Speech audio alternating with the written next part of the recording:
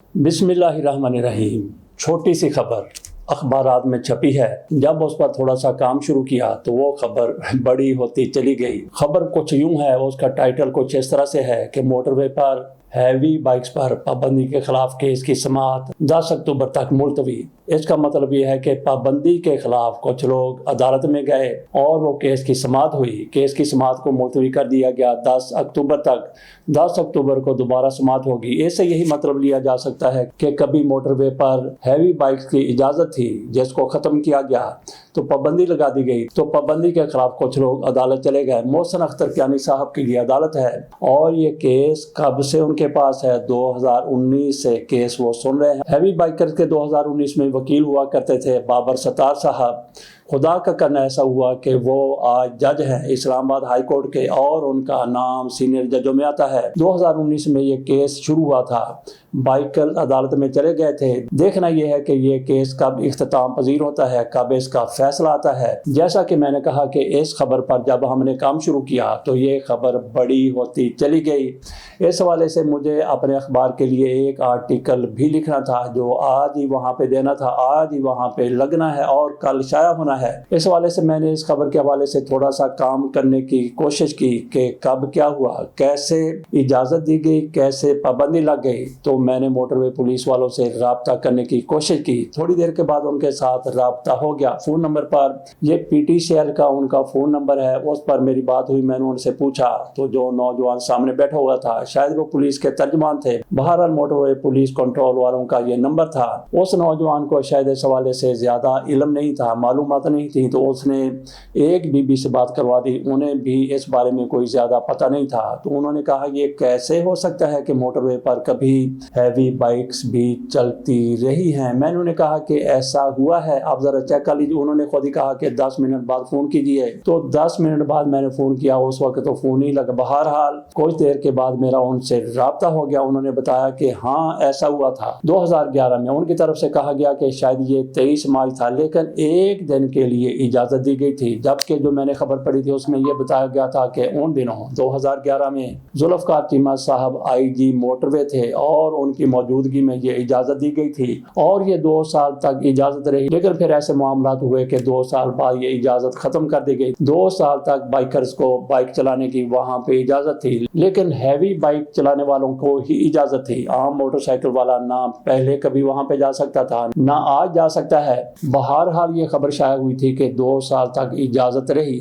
उन खातून की तरफ से कहा गया, मोटरवे की तर्जुमान कह लें या फिर जो भी मोटरवे का वहाँ पे नुमाइंदा था जिनके साथ मेरी बात हुई है, उन्होंने कहा कि सिर्फ एक दिन के लिए इजाज़त दी गई थी और 23 मार्च का ये दिन था।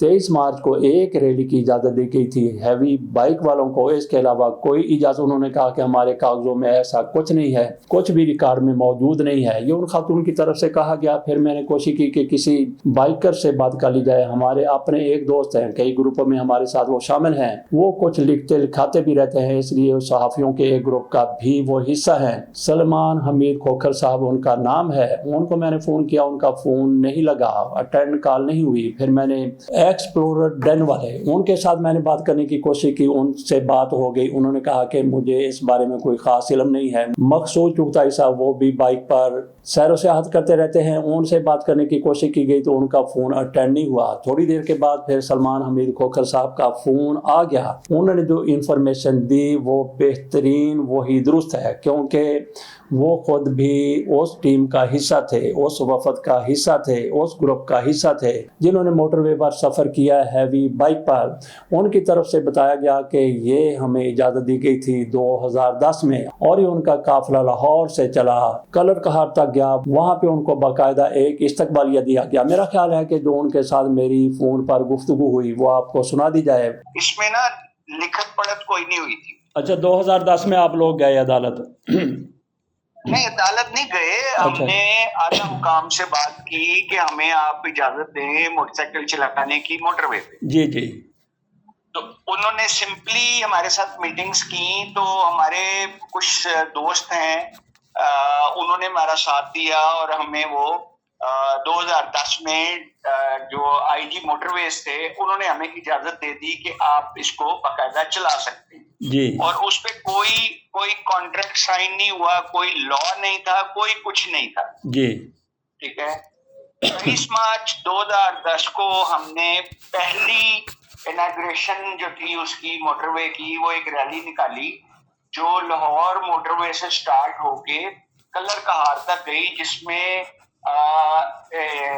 جو دوست محمد کھوسا تھے جو کیئر ٹیکر چیف منسٹر بھی رہے ہیں, جی جی وہ بھی بائک پہ ہی میرے ساتھ گئے تھے. میری دعوت پہ ہی آئے تھے, وہ بھی بائکر ہیں, جی وہ جی میری دعوت پہ ہی میرے ساتھ گئے تھے. اور اس میں لاہور کے بڑے سینئر بائکرز تھے اور ہم تقریباً 140 کے قریب بائکس لے کے, جس میں آئی جی موٹر وے خود موجود تھے, دوست محمد کھوسا صاحب موجود تھے اور ان کا پورا سٹاف تھا, جس میں ہمیں انہوں نے فائر بریگیڈ اور ایمبولینسز کی سہولت دی.